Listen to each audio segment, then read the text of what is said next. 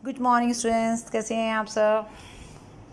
आज इस वीडियो में हम डिस्कस करेंगे होल्डर इन ड्यू कोर्स को ही। और हम बात करेंगे कि किस तरीके से होल्डर इन ड्यू कोर्स सबसे स्ट्रॉन्ग कैंडिडेट माना जाता है, क्या स्पेशल प्रिविलेजेस मिले हैं होल्डर इन ड्यू कोर्स को। तो अगर हम बात करें स्पेशल प्रिविलेजेस की, तो उसमें सबसे पहले नाम आता है कि अगर आप ने एक इनकोएट स्टैम्प्ड, यानी इनकोएट मीन्स कि जो इनकम्प्लीट बिल्स ऑफ एक्सचेंज है या एक इनकम्प्लीट नेगोशिएबल इंस्ट्रूमेंट है जो सिर्फ एक स्टैम्प और साइन के साथ दे दिया जाता है होल्डर इन ड्यू कोर्स को, तो होल्डर इन ड्यू कोर्स के पास ये पूरा राइट है कि वो स्टैम्प के अकॉर्डिंगली उसमें वैल्यू को फिल कर सकता है, राइट। लेकिन होल्डर इन ड्यू कोर्स से पहले अगर किसी और पर्सन के पास ये गया है और उसको ये इंस्ट्रक्शन दी जाए कि वो सिर्फ एक पर्टिकुलर अमाउंट तक ही फिल कर पाएगा, उससे ज़्यादा नहीं, तो ऑब्वियसली उसकी एक लिमिटेशन रहेंगी। मान लीजिए एक 5,000 का जो है बिल दिया गया है एक होल्डर को, होल्डर इन ड्यू कोर्स नहीं है वो, ठीक है।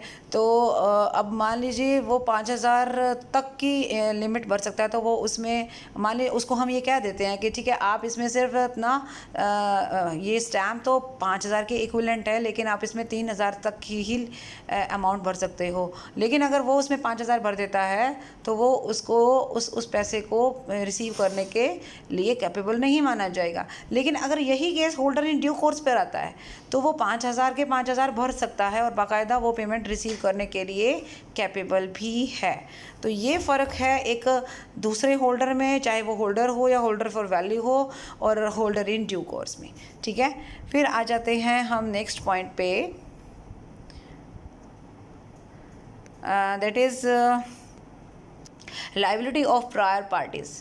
तो यहाँ पर हम ये देखेंगे कि होल्डर इन ड्यू कोर्स से पहले जितने भी लोग हैं, जैसे मान लीजिए जो भी इंस्ट्रूमेंट को लिखता है, जैसे आप मेकर कह सकते हैं, ड्रॉर कह सकते हैं, या जो एक्सेप्टर है, या और जितने भी एंडोर्सर्स हैं, ठीक है, वो सब के सब लायबल होंगे किसके प्रति, होल्डर के प्रति, राइट। और कौन से होल्डर के प्रति, होल्डर इन ड्यू कोर्स के प्रति। जब तक कि पेमेंट क्लियर नहीं हो जाती तब तक होल्डर इन ड्यू कोर्स से पहले के जितनी भी पार्टीज़ होंगी वो सब की सब लायबल मानी जाएंगी, वो अपनी ड्यूटी से फ्री नहीं हो सकती।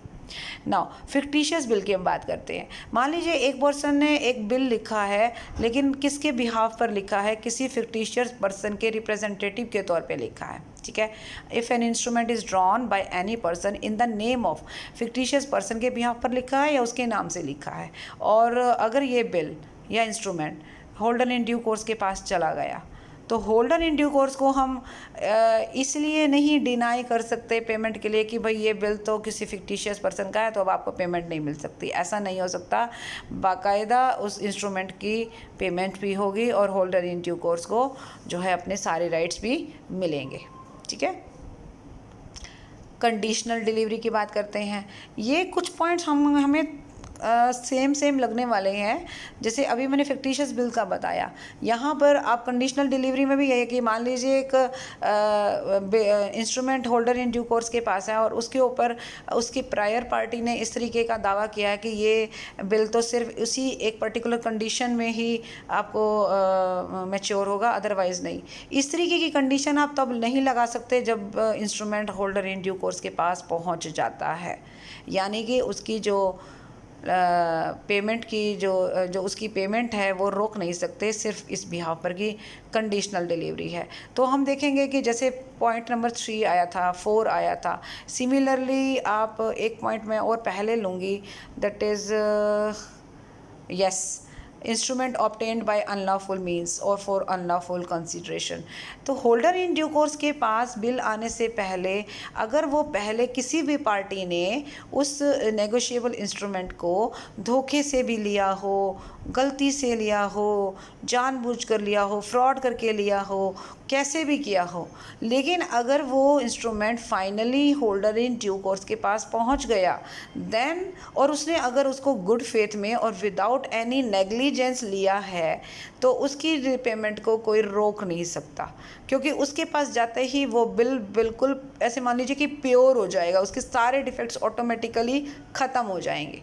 ठीक है, तो ये यहाँ पे जो फिक्टिशियस पर्सन वाला प्रॉब्लम था, यहाँ कंडीशन का प्रॉब्लम था, ये सब ठीक हो जाएंगे। इस बात को मैं आपको पॉइंट नंबर 5 से भी जस्टिफाई कर सकती हूँ, जिसमें लिखा हुआ है क्लियरली कि एक इंस्ट्रूमेंट फ्री है फ्रॉम ऑल डिफेक्ट्स। जैसे ही कोई भी इंस्ट्रूमेंट, चाहे उसमें कितने भी डिफेक्ट्स हों, कितने भी उसमें लापरवाहियाँ की गई हों उसके लिखने में, उसको डिलीवर करने में, लेकिन अगर वो होल्डर इन ड्यू कोर्स के पास फाइनली पहुंच गया एंड उसके बाद तो ये मान के चलिए कि उसके सारी कमियां, सारे दोष, सारे डिफेक्ट्स ऑटोमेटिकली ख़त्म हो चुके हैं। तो इसलिए यहाँ पर आके तो कोई टेंशन ही नहीं है। ठीक है, नेक्स्ट आ रहा है हमारा point number 7, every holder is a holder in due course. तो देखिए, वैसे देखा जाए तो स्टार्टिंग में मैंने आपको बताया था कि होल्डर और होल्डर इन ड्यू कोर्स में स्ट्रॉन्ग कौन है, होल्डर इन ड्यू कोर्स है। लेकिन अन्य, कैसे कहते हैं ना, एक इकोनॉमिक्स में लॉ है, अन्य बातें समान रहने पर। तो अन्य बातें समान रहने पर यानी कि अगर कोई पर्टिकुलर स्टेटमेंट स्पेसिफिकली ना दी गई हो या ये प्रूव ना हुआ हो कि सब कुछ ओके नहीं है, तो उसके अगर ऐसा कुछ भी मेंशन नहीं है या डाउट करने का कोई रीज़न ही नहीं है, तो हर होल्डर को होल्डर इन ड्यू कोर्स भी माना जा सकता है। फिर से बता रही हूँ, अगर ये मान लिया जाए कि सब कुछ ओके है, everything is perfect, then holder अगर है तो उसको होल्डर इन ड्यू कोर्स की तरह ही ट्रीट करेंगे हम, ये भी ध्यान में रखना। हालांकि ये तो पक्की बात है कि हर holder in due course holder होता है, लेकिन क्या हर holder holder in due course होता है? यहाँ पर यही बात आनी है कि हम ये मान के चलेंगे कि उसने इस डॉक्यूमेंट को, इस इंस्ट्रूमेंट को गुड फेथ में, कंसिडरेशन के साथ और एंटाइटलमेंट है उसको इसको रखने की, पोजेशन की, और इसकी पेमेंट रिसीव करने का। कहने का मतलब होता है कि जब तक क्लियरली स्पेसिफाई ना किया जाए तब तक होल्डर को होल्डर इन ड्यू कोर्स हम मान सकते हैं। Next is estoppel against denying original validity of instrument. तो फिर से वही बात आ गई, होल्डर इन ड्यू कोर्स के पास जब नेगोशिएबल इंस्ट्रूमेंट है तो उसकी वैलिडिटी पे कोई आंच नहीं आ सकती। कोई भी पर्सन, चाहे उसके प्रायर पार्टीज में कोई भी आ जाए, ये नहीं कह सकते कि भैया ये डॉक्यूमेंट तो गलत लिखा गया था। बेशक लिखा गया, अब है किसके पास ये देखो आप। ठीक है, लास्ट में एक पॉइंट और आ रहा है, एस्टॉपल। एस्टॉपल का मतलब ये होता है कि मतलब एक तरह से शो करना, एस्टॉपल अगेंस्ट, या उसको मजबूर करना। डिनाइंग कैपेसिटी ऑफ पेई टू एंडोर्सी। पेई यहाँ पर कौन है? अभी होल्डर इन ड्यू कोर्स है ना, उसके पास है, तो पेई भी हम उसको मान रहे हैं कि जिसको पेमेंट मिलनी है। ठीक है, क्योंकि उसने होल्ड किया हुआ है उस चीज़ को, राइट। अभी पेई को एंडोर्स करने से कहीं रोक सकते हैं क्या? नहीं, एंडोर्स करना चाहता है, अगर मान लीजिए होल्डर इन ड्यू कोर्स उस इंस्ट्रूमेंट को आगे भेजना चाहता है, बट आप उसको रोक रहे हो कि नहीं नहीं आप इसको जो है एंडोर्स नहीं कर सकते, नहीं, ऐसा आप उसको रोक नहीं सकते, उसके पास पूरे अधिकार हैं। ठीक है, तो एवरी जो if the holder in due course is there, obviously he is known as payee and he has the right, he has the capacity to endorse the instrument। किसी की भी फेवर में वो एंडोर्स कर सकता है। तो कितने सारे प्रिविलेजेस मिले हैं एक नेगोशिएबल इंस्ट्रूमेंट से रिलेटेड, किसको? होल्डर इन ड्यू कोर्स को। अब हम डिफरेंस करेंगे दोनों में। दोनों कौन है? होल्डर में और होल्डर इन ड्यू कोर्स में। तो जनरल लैंग्वेज में आप कह सकते हो कि each holder is not holder in due course but each holder in due course may be known as a holder. ठीक है, दूसरी बात, होल्डर के केस में 3 बातें मेन चीज़ हैं। आपके पास पोजेशन होना चाहिए, एंटाइटलमेंट टू रिसीव होना चाहिए, एंटाइटलमेंट टू पोजेस होना चाहिए। लेकिन होल्डर इन ड्यू कोर्स कहता है गुड फेथ और नेग्लिजेंस बहुत बहुत बहुत इंपॉर्टेंट चीज़ है। ठीक है, अब मान लीजिए ये होल्डर हो सकता है फ्रॉड करके भी अपने पास रखे हुए हो, लेकिन ये होल्डर फ्रॉड करके बिल्कुल नहीं रखा हुआ, क्योंकि इसकी तो मेन कंडीशन ही है कि भैया आपने गुड फेथ में लेना है, आपने धोखेबाजी से नहीं लेना है। और अगर पहले भी किसी ने धोखा कर रखा है ना, आपको उस धोखे की जानकारी नहीं होनी चाहिए। अगर आपको धोखे की जानकारी है एंड देन आप उसको ले रहे हो, इसका मतलब तो आप भी उसके बीच में शामिल हो। ठीक है, तो हम एक एक करके देख लें दोबारा से क्या कह रहे हैं कि ये मैंने पहला पॉइंट क्लियर कर दिया है। दूसरा पॉइंट कह रहा है ए पर्सन जो इंस्ट्रूमेंट को एक्वायर कर देता है, हाँ ये भी ध्यान में रखना, होल्डर इन ड्यू कोर्स को जब नेगोशिएबल इंस्ट्रूमेंट मिलता है तो इंश्योर करना चाहिए कि भाई मैच्योरिटी से पहले मिला हो, डेट चेक कर लो। अगर मान लीजिए आप डेट के बाद वाला इंस्ट्रूमेंट ले रहे हो तो उसका तो कोई फ़ायदा नहीं ना। मैच्योर होने से पहले इंस्ट्रूमेंट आपको मिल जाना चाहिए। मैच्योरिटी के बाद मिला तो वो होल्डर कहलाएगा, होल्डर इन ड्यू कोर्स नहीं कहलाएगा, क्योंकि आपने यहाँ नेग्लिजेंस दिखाया इसलिए। नाउ नेक्स्ट पॉइंट क्या कह रहा है कि वैलिड कंसीडरेशन। अभी यहाँ पे मैं एग्जांपल दूँ, एक चोर ने मेरा 4,000 रुपये का चेक चुरा लिया, होल्डर है, होल्डर तो वो भी नहीं है, होल्डर तो वो भी नहीं है, क्योंकि उसने कोई कंसीडरेशन भी नहीं दिया, उसके पास कोई लीगल राइट भी नहीं था, उसके पास पेमेंट का भी लीगल राइट नहीं है, तो वो तो कुछ भी नहीं है, वो तो थीफ है, तो थीफ ही रहेगा। ठीक है ना, लीगल कुछ नहीं है, और कंसीडरेशन का तो दूर दूर तक कोई मतलब ही नहीं है। होल्डर इन ड्यू कोर्स और होल्डर में मेजर एक डिफरेंस ये भी है कि होल्डर बिना कंसीडरेशन के भी हो सकता है। जैसे मैंने आपको 5,000 रुपये का चेक गिफ्ट किया है तो आप होल्डर हो, क्योंकि आपने कोई कंसीडरेशन नहीं दिया है, लेकिन आप लीगली एंटाइटल्ड हो उसको रखने और उसका पैसा लेने के। ये पर्सन ऐसा नहीं है, इसने कंसीडरेशन वाला ही बिल लिया है या इंस्ट्रूमेंट लिया है, यानी उस इंस्ट्रूमेंट पर पेमेंट हो चुकी है, ये ध्यान में रखना। तो ये पॉइंट मेरा क्लियर हो गया। अब आ जाते हैं आगे, हम कहाँ थे? ओके, हम लोग पॉइंट नंबर 3 में थे शायद, नो 3 में नहीं थे, हम 4 में थे। हाँ जी, नेक्स्ट क्या कह रहा है? होल्डर जो है नेगोशिएबल इंस्ट्रूमेंट का सेम टाइटल। अब इस टाइटल की बात करते हैं, वापस आ जाते हैं।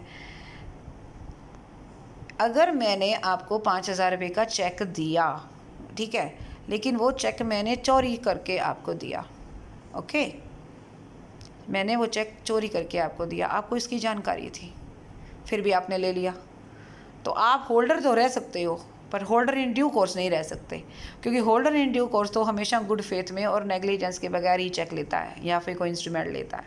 अगर आपने पूरी ईमानदारी से और अपने पूरे प्रयास से चेक करके सारा कुछ लिया है, ठीक है ना, आपने अपनी तरफ से कोई लापरवाही नहीं दिखाई। वो एक अलग बात है कि मैंने इतनी चालाकी से सारा कुछ छिपा लिया और आपको कुछ नहीं बताया, या कुछ बताने की मतलब मैंने कोशिश की कि आपको पता ना लगे, और उसके बाद आपने लिया, तो आपने अपनी तरफ से पूरी ईमानदारी दिखाई है, गुड फेथ दिखाया है आपने क्या नाम है वो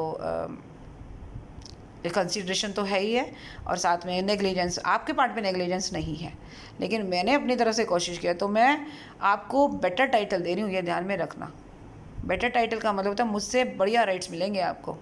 मैं तो फिर भी हो सकता है कल को उस चेक का पेमेंट ना ले पाऊँ, कारण क्योंकि चोरी का चेक है, लेकिन आप तो दावे के साथ कह सकते हो भैया चोरी का चेक नहीं है। क्यों? क्योंकि आपकी जानकारी में वो चोरी का नहीं है ना, इसलिए, राइट। तो आपके राइट्स मेरे राइट्स से ज़्यादा होंगे। जब राइट्स आपके मेरे से ज़्यादा होंगे तो इसका मतलब आपको बेटर टाइटल मिलेगा, ठीक है। पॉइंट नंबर 4 क्लियर हो गया हमारा। 5th में आ जाओ। Holder in due course is entitled to certain special privileges. ये अभी हमने डिस्कस किया है कि आपको स्पेशल प्रिविलेज मिलेंगे, मुझे नहीं मिलेंगे, है क्या नहीं बात। So these are the main differences between holder and holder in due course. आगे हम एक पॉइंट और करेंगे।